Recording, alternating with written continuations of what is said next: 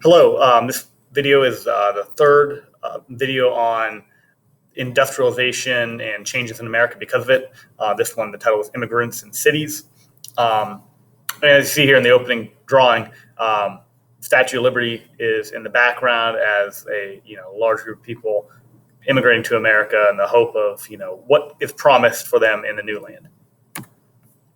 All right, when people move, and this would be true at any time. If you've ever moved in your life, if you ever move in your life, sometimes you can kind of categorize why did you move or why did that person move as a push factor or a pull factor. Push factors are basically something that's bad in the old place you were living or where you are coming from that is pushing you out of there. So if you're moving because the house is too small or someone lost a job, things like that. That would push a person out. Pull factor is what's good about the other place you're going to, what's pulling you in. So we're looking here, late 1800s, early 1900s, when this second industrial revolution is happening, where America is really, really changing, and we'll show you some of the ways America really changes. You have famine would be a push factor, which is just people starving, lack of food, drought, which may cause a famine. No water.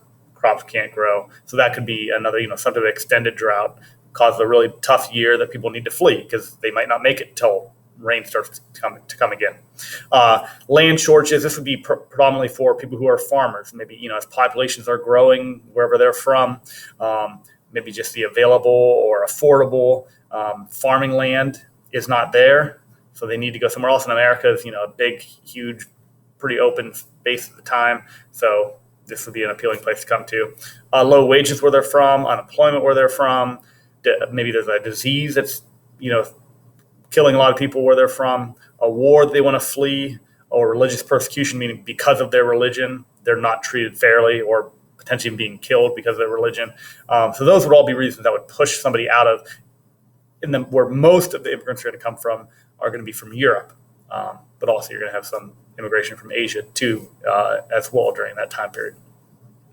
What's pulling them into America? The big thing is, there's a belief America is rich and plentiful. There was actually a belief that people really thought that the streets were paved in gold in America, that they're going to come here and it's just, it's the greatest place on earth. And it may have been much, much better than they were. When they got here, obviously, it wasn't, streets aren't paved in gold. There were problems and it was difficult. But there was really, and this would somewhat come from, there isn't TV yet, there isn't radio yet, but there'd be like flyers that would be distributed throughout places in Europe where owners of factories that need workers, where they would, distribute pamphlets and information on life in America. And then people wrote books and things like that too, that they would get some of these ideas from.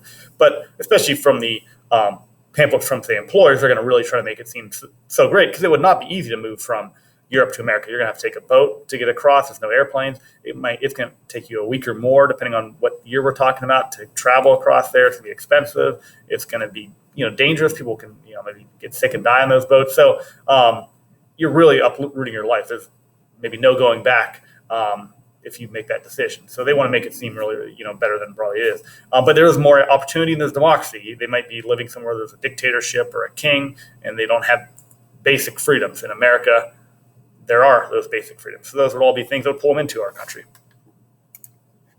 All right. Click off my picture here so you can see better. All right.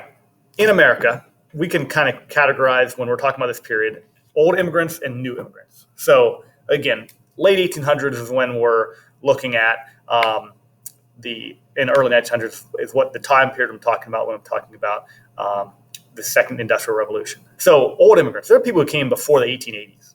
So before that time period, most of the immigrants came from Britain, Germany, Ireland, Scandinavia. So you think, the Pilgrims, they're going back to the 1600s, but they're from Great Britain. And most other people are going to come from Great Britain, or the British colonies, into the late 1700s. So, most of the people living here are from Britain.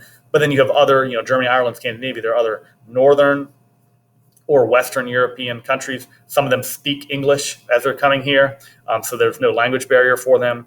Religion tended to be the same for most of them. Mostly were Protestant, so they have that in common.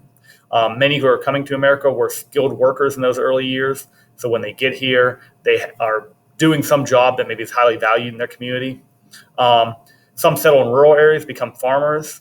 So they're helping to grow crops and things like that for the nation. But also with that last point, if you and I are two farmers and we are neighbors, but we're spread out, we have our farmland between our homes.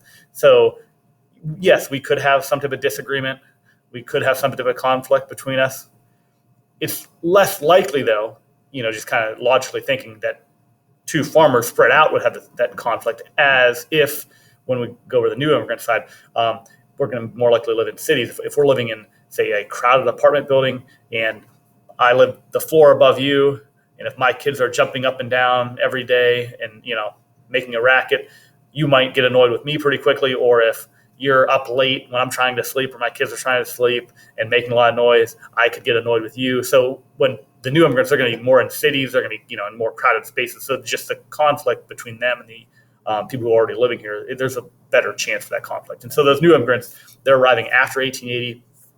It's a shift. So yeah, there's still people coming from Britain and Germany, but the majority of the new immigrants after 1880 that are arriving in America into the early 1900s are from Southern and Eastern Europe. So countries like Hungary, Italy, Russia.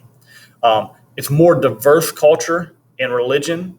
So you're not just getting Protestant, you're having Catholics and Jewish, people that are coming over here as well. The culture might be different. Holidays might be slightly different. Food might be different. So there's just some differences. And sometimes differences scare people and, don't always, like those differences right away. And also, they ended up getting job opportunities. I shouldn't say necessarily they wanted. I mean, that could be for a lot of them. They came here. That was what brought them here. They may have even had, been hired over in Europe and then came to America because of the job that they were given in a factory. Some people who came here, they wanted to work in a skilled trade like the old immigrants. They wanted to have farmland, but maybe they were, very poor. They weren't able to afford the land, afford the shop to, open up their own business. So for many, and not all, but many, they're going to be forced into working in factory-based jobs in the cities in the late 1800s and early 1900s. All right, so journey to America, it's difficult. It's not easy. It's going to take, again, at least around a week, maybe it could be a couple weeks in this time period to arrive in America. For most of these new immigrants that are coming in the late 1800s, early 1900s, they're going to travel in steerage. So they're going to be going by boat. All right. There's no, can't go by horse across the ocean. You can't go by plane because that's not an option yet. So they're going to go by boat. And it's not going to be some luxurious, cruise ship. It's going to be, sometimes these would be a ship that was a cargo ship. And now they just turned, the top is where the crew is at, but the bottom they turned into, like housing quarters. And I'll show you a drawing of what that would look like. But it's just rows and rows of bunk beds, just to fit as many people as possible. So it'd be very crowded in there. And it could be something that, people have to save up for a decent amount of time to have enough money to make the trip. When the new arrivals got to America, they would go through an immigration processing center, such as Ellis Island in New York would be the most common one. In California, there's a place called Angel Island near San Francisco. And going through there would be very nerve-wracking because potentially you could get turned away. You might get detained or stopped in Ellis Island for weeks or even months. Usually that would be maybe if it was related to an illness that you had. If it was something that you could just get over and better, you might stay in a hospital there. And then when you're healthy, then they would let you into the country. But some people might die while they're in that hospital. Some people would get turned away, not many, but some. Usually there were, before you got on the boat in Europe, they were supposed to check to make sure no criminals and someone that should not be, that wouldn't be welcome in America was boarding. But occasionally there would be people that would get turned away. So after the whole trip, they'd have to go right back to their old country. But this is a drawing of that steerage situation. You can see, think of today. There is no social distancing at all in this drawing here. We are crowded. If one person gets sick, a lot of other people are probably going to get sick. So that would be, a concern for the trip over. When you get to America, if you're an immigrant, you arrive in America, it's not going to be the streets paved in gold situation. But for a lot of them, they're going to move into neighborhoods with others from their same country. All right, it's going to be a little more comfortable. They speak the same language. maybe have the same church that religion that they belong to in their old country, and they're just going to be around people who maybe they went through that same situation of the problems that they had in the old country that pushed them out, and then what pulled them into America. Because they spent a lot of money on this trip over, the new immigrants may not have much money to have a place to live, to buy basic necessities while they're trying to get a job. So business owners, oftentimes they would help new arrivals by offering credit and loans. So if I was an Italian grocery store owner, and a grocery store back then isn't a big giant eagle, it'd be kind of like a corner store, more like think of like the size of like a Highland Dairy. But instead of having bags of Doritos and energy drinks, they would have meats and breads and fruits and vegetables there. But I may not, the new immigrant may not be able to afford to buy that groceries for themselves or their family. So I may give them a line of credit, which I'm helping out somebody who I can relate to the situation they've gone through, but also I'm creating a new customer for myself as a business owner, because once they get working at that new factory job they have, they'll pay me back, and now I maybe got a customer for life.